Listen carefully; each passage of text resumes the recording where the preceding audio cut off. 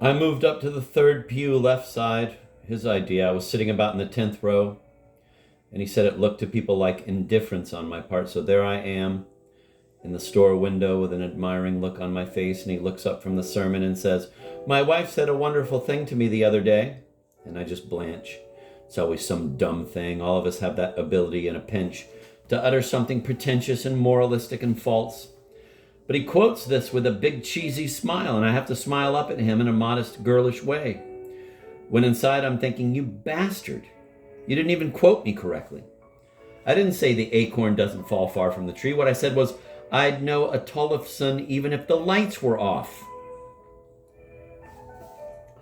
Judy misses her friend Katie, who moved to town with her husband Merle 6 years ago. Both of them school teachers, both funny and bright. But it was Merle who got a job at the school and Katie didn't. Katie stayed home, raised their kids, was active in things, and found out that Lake Wobegon didn't like her to be too active. She was too critical, too sarcastic. At the band and choir concert, Katie said, "God, it's awful, isn't it? You can tell where all the accidentals are because everyone misses them. It's like they never saw the music before." It was the truth. The band played rotten, and it was funny to hear someone say so, but Judy was glad she hadn't said it herself. The women who sat with them froze in shock. Katie got cut out. Nobody went to visit her. So she decided to show them. She opened a 1-hour photo developing business in her basement. She'd show them and be successful despite what they thought of her. But they didn't send film to her. You don't send film to someone who you think is making fun of you. You don't want her looking at photos of you and your husband fat and sleepy and grinning like idiots. She sat smelling chemicals for 4 months and got mad at people. Finally, she got a job as a school bus driver. She had her BA in English and was angry to be earning $4 an hour. And one winter day, her bus skidded into the ditch. No one was hurt badly, but by then she and Merle were having trouble. She was in debt from the photo business. And one night she left town without telling anyone. The thing was, she didn't take their new Ford Sonata. She took the old Hornet that was on its last legs. Their escape to Captiva Island was all set. The tickets arrived. Dave's substitute would be Reverend Bob Olson, a friend. Not one of those flashy subs who have one sermon they've performed 100 times so they talk like it was from the heart like TV ministers and have special drops to put in their eyes to make them gleam. One of those subs and you return from vacation and feel the disappointment. Reverend Bob is a plotter. "Do you honestly think we'll go?" she asked him one night over dishes. "Of course," he said. "Don't even think about not going. Of course we're going.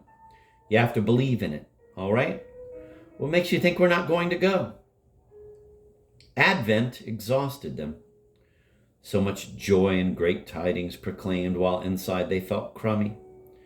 And before the candlelight service, they stood in the vestibule, he in his vestments, and she at the head of the children's choir, and they got in a fight and hissed at each other. "How could you say that to me?" she said. "I never said any such thing." "You certainly did." "Oh, shut up." In this little town, as winter descends, we depend on marriage to get us through because we can't be attractive every day on a regular basis. We need loyalty, money in the bank. And if it's the church that stands behind marriage, then the Inkvist's marriage is crucial to everyone. So then they tried hard to be nice to each other, and that was almost worse. To treat your true love like they are a customer. "Good morning, how are you? What can I do for you today?"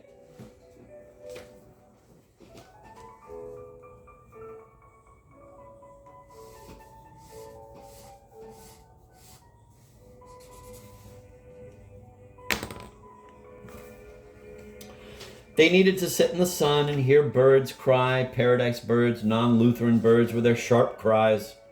Lutheran birds wear brown wool plumage and murmur, "No thanks, none for me, I'm fine, you go ahead." But these paradise birds in their brilliant orange and green silks are all screaming, "More, more, more, I want more, more, more."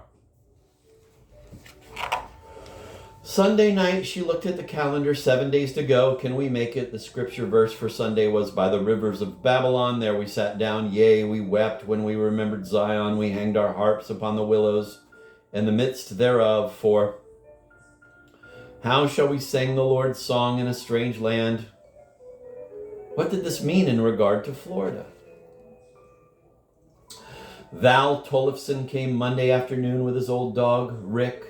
David isn't here, she told him. That's all right, Val said. I came to put a new circuit box on your furnace. He and Rick went down the basement like it was their house. Val has never liked them, and it took her years to find out why. Val owns the entire series of Joy and John books, all 16. The Inspirational Adventures of Joy and John Kindle, Lutheran minister in the town of Littleton. Books like Rejoicing in Him and Blessed Quietness, in which Joy and John meet the challenge of each new day with quiet, simple dedication. No wonder Val doesn't like us, she thought. We smell. We chew our food. The Kindles are perfect. They cast no shadow. Val knelt by the furnace. I don't know, he said. Seems like we're spending money left and right instead of going to Florida 1 week to get warm. Seems like it'd make more sense to fix this furnace. On Monday, all of them had fleas. The kids couldn't go to school. She drove to Ralph's and bought groceries and stole 2 bars of lysine soap because she was afraid someone would notice the wrapper said, "For control of head lice and fleas." She slipped them into her purse. An exterminator recommended over the phone that they go to a motel for a week. She started cleaning the house with lysine. Tuesday, the furnace went on the fritz. They didn't dare call Val. The furnace went on if you jiggled the thermostat and dialed the combination 55, 90, 70 degrees. It went on and got the house up to 62. On Wednesday, the flu struck and their 2 littlest children woke up with hot, dry eyeballs and the taste of flu in their mouths. They lay in misery, weeping. The house was cold. We're a decent home, she thought. We have a piano, encyclopedias. Now fleas. She didn't know they had mice, too. Rick, who'd brought the fleas, had driven off their old cat, Sam. David discovered the mice after she found the fleas, and he decided not to tell her. He set a corn trap under the basement stairs and disposed of the mice every morning. The corn trap is a bucket with corn soaked in syrup in the bottom. The mouse jumps in and eats and can't get out. And you carry it outside and spin the bucket to confuse the mouse and let it go. It wasn't that he couldn't kill a mouse, but in winter, when life itself seems so precious and precarious, it is easier to spare the creature. He took away 2 mice Monday night. Tuesday morning, another mouse sat in the trap who looked like one from the night before. David painted its left front ankle blue. Tuesday night, it was in the corn trap again. Despite the triple reverse spin he had given it, it had found the way back to their home. An amazing mouse. So he named him Moses.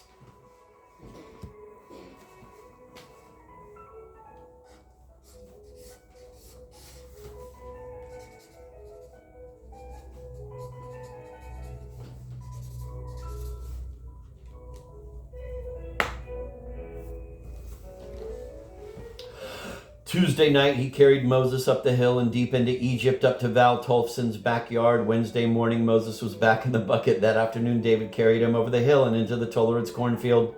The mouse lay quietly in his mitten, and David thought about killing him. Maybe a sacrifice would set them free. Kill the mouse and go back to a toasty, warm house with happy, feverless children and a lovely, happy wife, a wonderful Lutheran family with no fleas. Kill the mouse. He set Moses down in the snow, and it ran and sat and looked at him.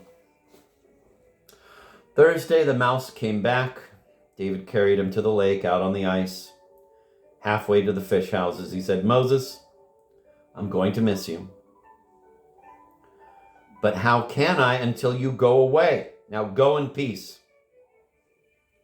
He dropped him, and Moses put his head up and sniffed, and that night he was back at the parsonage like there was a star overhead. Thursday night was prayer meeting, but they didn't go. The house was 62 degrees. The kids 103. Judy had been boiling sheets and blankets. The kitchen reeked of disinfectant. Supper was cornflakes in a bowl, and he noticed the big suitcase by the door. Was it theirs or hers?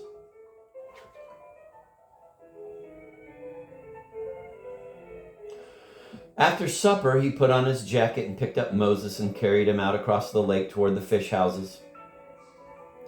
"This is our last trip," he said.